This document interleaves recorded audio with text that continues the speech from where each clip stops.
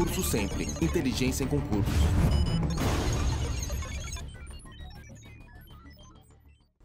Dando continuidade aí, ó, já de cara vamos fazer exercício do que nós estávamos falando na sequência. Ó, Banca Sesgran Rio, do ano passado, olha lá, observe a seguinte sequência de passos de um processo de contratação de pessoal. Análise do cargo, identificação das dimensões do desempenho de cargo, identificação do conhecimento e habilidades necessárias para o cargo, desenvolvimento, seleção, validação de instrumentos de medida para acessar o conhecimento e as habilidades do cargo. E 5, o uso dos instrumentos de medida. Estes passos fazem parte da atividade de recrutamento, seleção, treinamento, planejamento ou estruturação de cargos e salários. Questão difícil, hein? Vamos lá, dê uma lidinha de novo.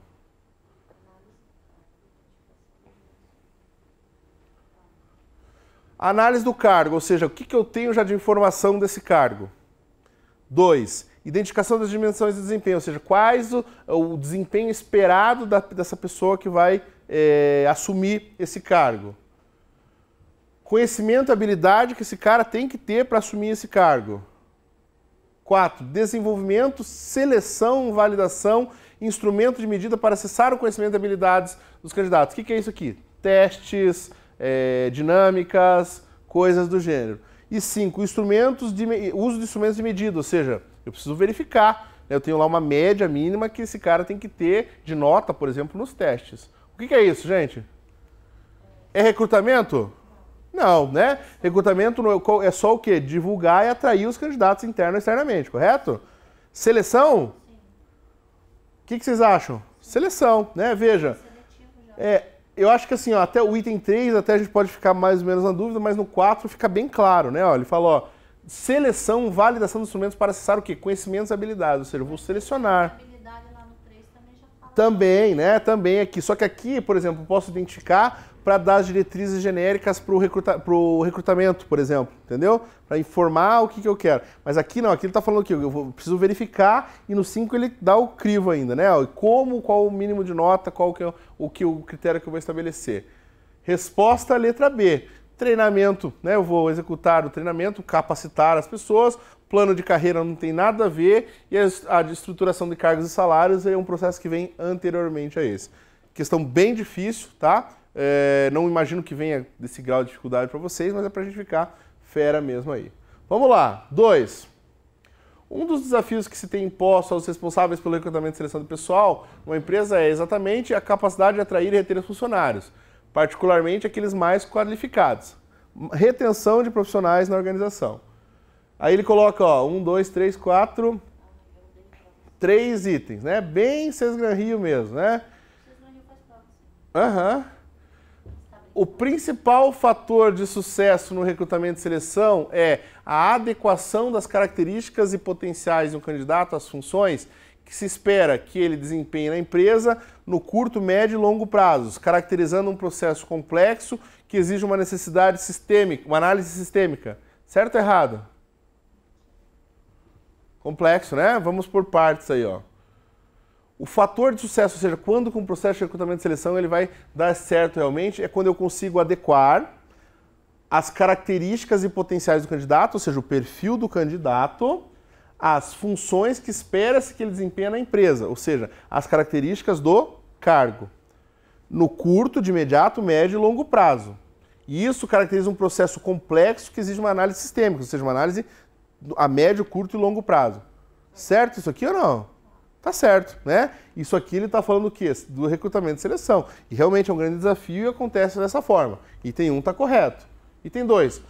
O planejamento para o recrutamento e seleção de pessoas deve se pautar por uma análise a curto prazo, tendo em vista que o planejamento de médio e longo prazo representam apenas metas e expectativas da empresa, fatores insuficientes para o recrutamento e seleção. Certo ou errado? Tá errado, né? Se eu marquei, concordo que só por uma questão lógica, se eu marquei que a 1 tá certo, curto, médio e longo, logo a 2 não pode estar certo, tá falando só de curto, né? Agora, gente, eu não posso pensar só no imediato. Lembra lá quando a gente falou de contratação de mão de obra temporária? Por quê? Por que eu vou contratar temporária? Porque eu sei que daqui a pouco eu não vou precisar mais. Por que eu vou contratar um vendedor só para o Natal? Porque eu sei que em janeiro minhas vendas caem no varejo. Senão eu contrataria um permanente. Por que eu vou abrir outro processo seletivo depois? Então, eu não posso pensar somente a médio prazo, mas sim a médio, curto... Desculpa, a curto prazo, mas sim a curto, médio e longo prazo, ok? 3. O recrutamento e a seleção de pessoal tem por objetivo selecionar candidatos que, além de qualificados, sejam versáteis, trabalhem em equipe e tenham espírito de liderança, de modo que haja uma correlação intrínseca e harmônica entre o planejamento curto, médio e longo prazo da empresa e os resultados da seleção. Certo ou errado? Certo? Olha o começo, presta atenção no começo. O recrutamento e a seleção de pessoal tem por objetivo selecionar candidatos? Não. Quem que tem como objetivo selecionar candidato? Processo de seleção. O processo de recrutamento tem o objetivo o quê? Angariar, né, alimentar o processo seletivo. E depois ali tem um espírito de liderança, né? Além de qualificados, trabalha em equipe, então, assim, aqui até a gente podia considerar dependendo do cargo, né?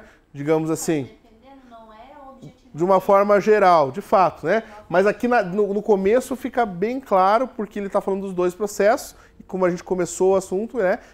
São dois processos distintos, porém complementares. Resposta, letra A. Apenas a 1 está correta. Alguma dúvida desse exercício, pessoal? Muito bem. Vamos falar um pouquinho agora aqui, gente, ó, dos tipos de vendedores, certo? Eu tenho diversos tipos de vendedores aqui, ó, tá? Eu tenho o vendedor missionário, o vendedor chamado de entregador de mercadoria, o vendedor tomador de pedidos internos, tomador de pedidos externos, o vendedor técnico que nós falamos, o vendedor de produtos tangíveis e o vendedor de produtos intangíveis, certo? Olha o que diz para nós aqui, ó, o vendedor missionário. O vendedor missionário é aquele empregado pelo fabricante, pelo fabricante para trabalhar como seu intermediário e cliente e tem como finalidade conseguir uma boa imagem, estimular a procura, ajudar intermediários a treinar o pessoal de vendas e muitas vezes cuidar de pedidos de entrega pelo intermediário.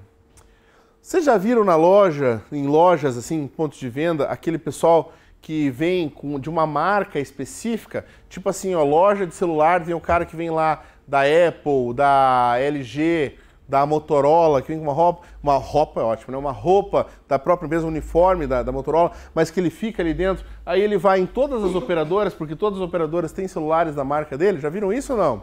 Esse cara, né, é um exemplo do quê? De um vendedor missionário. Por quê? Veja só, empregados por quem? Pelo fabricante, tá? E ó, ele vai trabalhar com seus intermediários, nesse caso o PDV, ele é um intermediário, sim ou não? É um intermediário, né? A marca lá, por exemplo, o cara da Motorola, ele vai trabalhar lá na Vivo, ou na TIM, ou na Claro, ou na Oi, sei lá. Nesse caso, o intermediário é a operadora. Mas ele também pode ter contato com o quê? Com o cliente. Ele pode chegar lá e atender um cliente, sim ou não? Pode, né? Tá lá no PDV, muitas vezes acontece dele atender o cliente. E a finalidade desse cara é que a marca dele, que o produto dele, né, tenha uma boa imagem e que aumente o interesse sobre ele, ou seja, né, estimule a procura, né? A ideia é o quê? O objetivo dele é ajudar esses intermediários, ou seja, o PDV em si, o ponto de venda em si, além de treinar esse pessoal, os vendedores, certo? De que maneira? Veja, quando chega lá, usando esse mesmo exemplo da loja de celular, chegou um modelo novo da marca que ele representa, da Motorola, da Apple, sei lá, chegou um modelo novo agora, o iPhone 6, chegou lá. O que o vendedor missionário vai fazer? Ele vai pegar a equipe comercial do PDV e vai treinar, vai falar, ó, tem essa e essa função que é diferente, funciona assim, ó, esse aqui ele faz diferente do outro, vai mostrar os diferenciais, o funcionamento, tudo isso. Ou seja, ele vai treinar a equipe do intermediário, certo? Qual que é a diferença do missionário para o consultor especializado? Consultor especializado, o consultor ele vai executar a venda não pensando no intermediário, mas pensando na própria organização em si. Por exemplo, aqui, ó, aqui a ideia dele não é que o objetivo principal dele aqui não é vender para o consumidor final. Ele pode até chegar a estabelecer negociação, mas o objetivo principal dele é o quê? Ó, estimular a imagem e a procura da empresa, ajudar os intermediários, esse pessoal que a gente está falando a treinar a equipe de vendas, orientar esse pessoal de vendas e muitas vezes cuidar dos pedidos entregues intermediários, ou seja, cuidar para que o processo seja benéfico de maneira que ele consiga ter uma boa imagem, um bom resultado para a empresa dele. Esse é o objetivo. Se não vender, mas ele treinar a equipe e a equipe está preparada para vender o produto dele, a equipe do PDV, está tudo certo. Esse é o principal objetivo. O consultor especializado não, ele quer vender. Entendeu? Essa é a grande diferença aí. Ficou claro aqui, vendedor missionário? Beleza lá? Muito bem. E aí eu tenho chamado, né, entregador de mercadorias. Só me permitam, gente, voltando aqui, certo? Então, só para esclarecer, para finalizar aqui, voltando no vendedor missionário. Esse cara, o objetivo principal dele não é fazer a venda para o consumidor final, mas ele quer o quê? Ele vai servir como um âncora, como um capacitador, agente capacitador pelo fabricante para os intermediários. Nesse caso, conseguem compreender que o PDV é um intermediário? O PDV ele está ali, então ele vai treinar, eu lá da Motorola, chego na loja da Vivo, a equipe da Vivo tem os vendedores deles, né? Então eu vou chegar pro pessoal e falar, ó, pessoal, aqui ó, o novo produto da Motorola, aqui ó, vem aqui, eu vou orientar vocês, ó, vocês podem falar disso, isso aqui é diferencial, esse aqui não é. Então mostrem isso aqui dessa forma para o cliente, ó, tá para pronta entrega, assim, assim, assado, tem essa dificuldade, essa limitação, e vai orientar. Pode acontecer que nesse inteirinho aqui tá todo mundo atendendo, ele até tenha que atender um cliente. Mas o objetivo, o grande objetivo dele não é executar a venda, mas sim o quê? Estabelecer uma missão, digamos assim, por isso o nome missionário, que toda a organização conheça do produto dele, das qualidades da marca do produto dele. Beleza? Promotor de vendas, só tem que tomar cuidado com o promotor. Normalmente ele é chamado aqui assim, né? Mas é que tem aquele pessoal, por exemplo, de mercado, sabe? De merchan, que não é isso, que também é chamado de promotor e não é missionário, porque a ideia dele ali, ele não tem contato com o intermediário, ele tem contato direto com o cliente só, entendeu? Então, na essência, deve ser isso, né? O promotor de vendas. Mas às vezes se distorce esse nome na prática aí quando não deve ser, ok? Muito bem. Agora sim, entregador de mercadorias, olha lá como exemplo ali, né? A gente tem o entregador de refrigerantes, de cigarros, produtos de mercearia como um todo, certo? Ali, ó, são vendidos dessa forma. A ênfase maior é dada na própria entrega da mercadoria. O vendedor do caminhão visita vários estabelecimentos varejistas, faz a entrega de seus produtos e tira novos pedidos. A grande sacada desse aqui, que eu quero que vocês memorizem, né? O entregador de mercadorias é o chamado o quê? O fazedor, digamos assim, palavra feia, né? De pedidos. É o cara que só faz pedidos. Ele já tem aqui, gente, como característica, uma carteira fechada. Lembra lá que a gente falou no plano de vendas que tem lá uma rota estabelecida, que eu tenho que estabelecer uma rota? Lembram lá? Lembram? Sim ou não? Tenho lá, lembra que eu desenhei o sul bonito, assim, ó, né?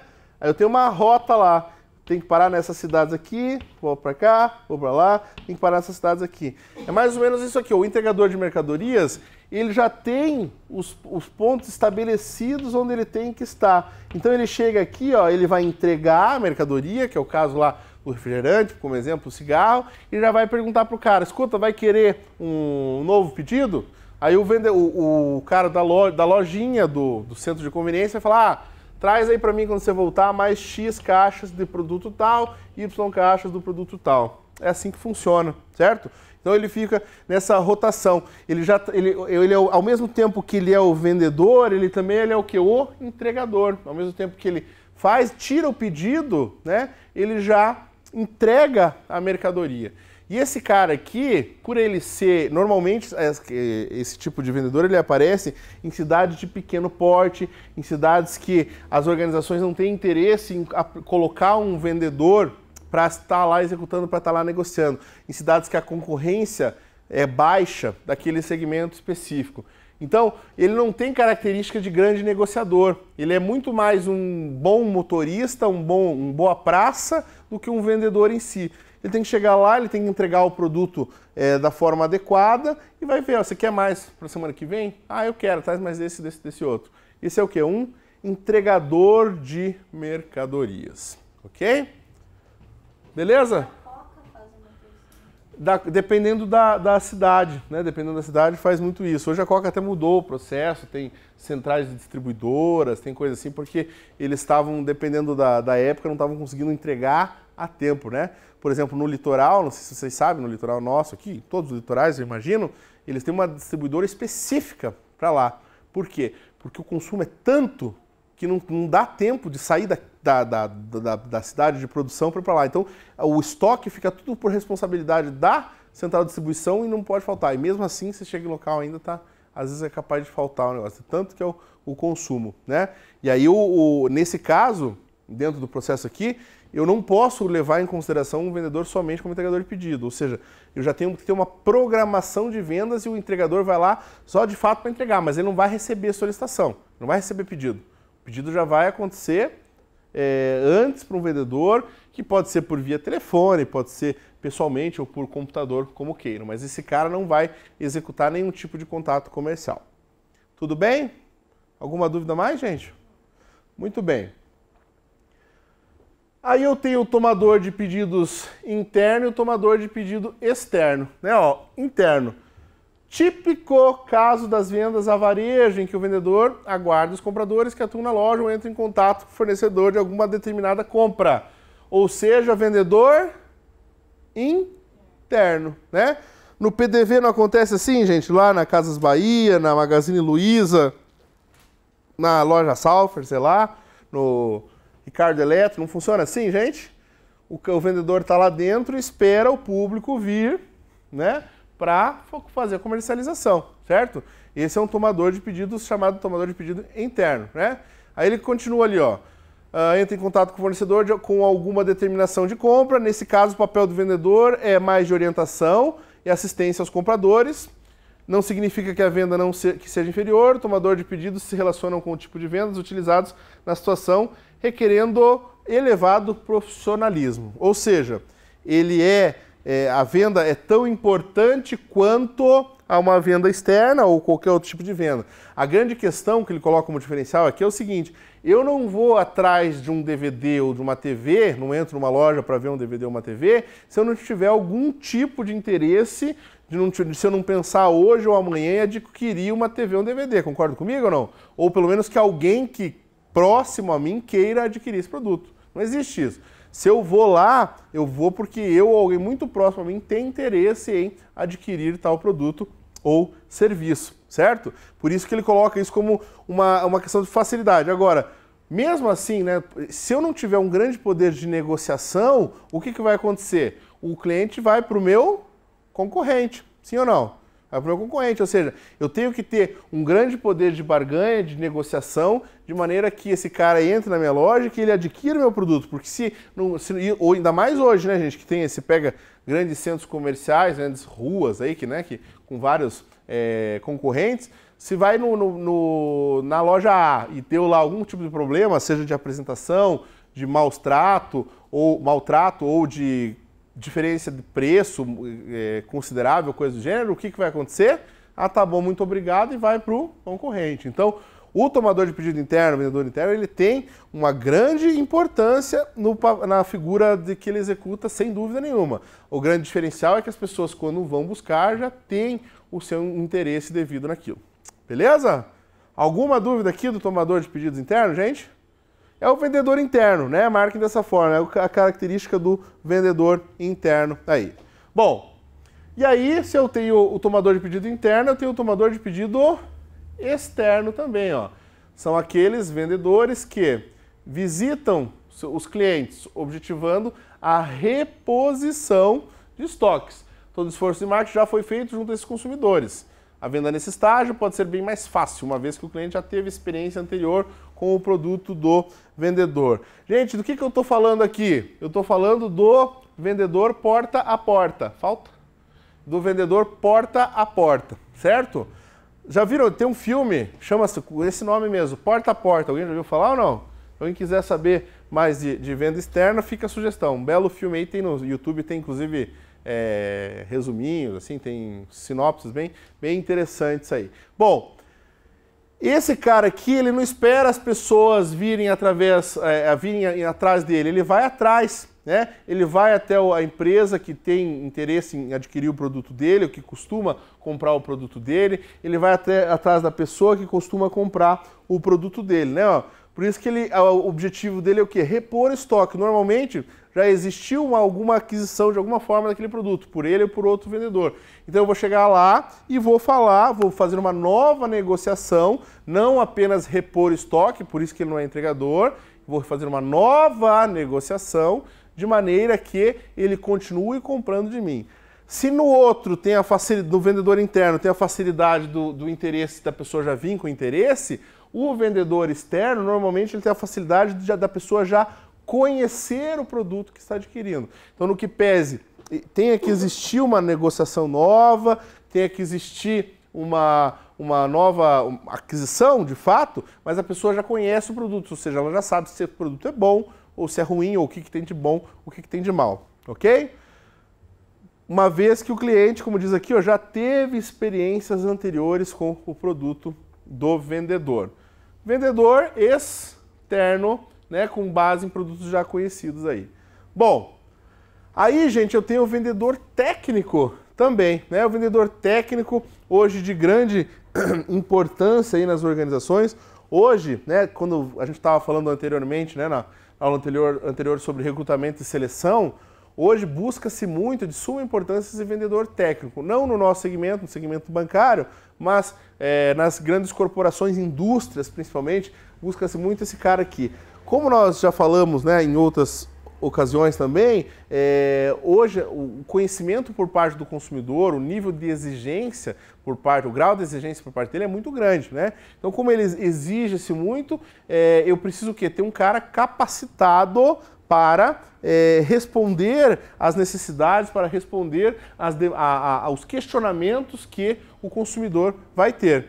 Então, por exemplo, assim, ó, principalmente assim, gente, pensa, produtos tipo assim, eu sou uma empresa de construção, quero construir minha casa, aí tem lá, você vai comprar cano, tem diversos tipos de cano para algo específico, cano para água quente, cano para água fria, ou ainda questão, né, eletricidade, vou comprar fios elétricos, tem determinados tipos de fio para determinadas voltagens e assim por diante. Isso precisa ser levado em consideração e fica muito mais fácil se eu sou um profissional, por exemplo, que tenho conhecimento sobre aquele nicho de mercado. Ou seja, usando os exemplos que a gente estava aqui, fica muito mais fácil se eu sou um cara que sei, manjo de elétrica, sou engenheiro elétrico ou técnico, né, em eletrônica, eletrotécnica, alguma coisa assim, para que eu saiba exatamente o que funciona, que eu saiba as consequências, que eu saiba qual é o fio mais indicado para ele comprar, as consequências se ele comprar o indicado e as consequências se ele comprar o errado também. Essas informações eu tenho que dar, porque o meu consumidor ele não vai ter necessariamente essa informação. Então ele espera que eu, enquanto empresa que vou vender um determinado produto, tenha um representante. Não esqueçam que o vendedor ele é a figura de representação da empresa, que ele tem um representante que o informe, que o represente, por óbvio, da melhor forma possível. Ok? Esse é o vendedor técnico. Olha lá, ó, voltado para produtos altamente sofisticados, que exigem conhecimentos profundos do vendedor, para adaptação às reais necessidades do consumidor. E nesses casos citados, geralmente são contratados, olha lá, engenheiros ou especialistas para que, além do trabalho de vendas, possam prestar assistências técnicas aos consumidores. Isso aqui também já foi questão de prova, muito cuidado com isso, né? Aquele aftermarketing que a gente falou, aquele pós-venda que nós já mencionamos também, ele tem que ser levado em consideração. Esse cara técnico ele é importante não só para o processo de venda em si, para a ação de venda em si, mas também para o pós-venda, né? Por quê? Porque se der um problema, e aí o que eu vou fazer? Eu vou contratar uma empresa para resolver o problema do produto que eu vendi? Fica meio estranho, né? Então eu preciso o quê? De um profissional que tenha conhecimento para falar assim, não, o problema pode acontecer, como qualquer produto ou serviço, e aconteceu por esse motivo, né? Uma instalação inadequada, ou porque falhou nesse aspecto, ou foi uma falha do produto mesmo, tem que substituir, e assim por diante. Eu preciso levar em consideração tudo isso aqui. Beleza, gente? Alguma dúvida de vendedor técnico aqui ou não? Tranquilo? Muito bem. A gente tem para falar ainda mais alguns tipos de vendedores, mas vamos travar por aqui e a gente volta a falar sobre essas vendas aí na próxima aula.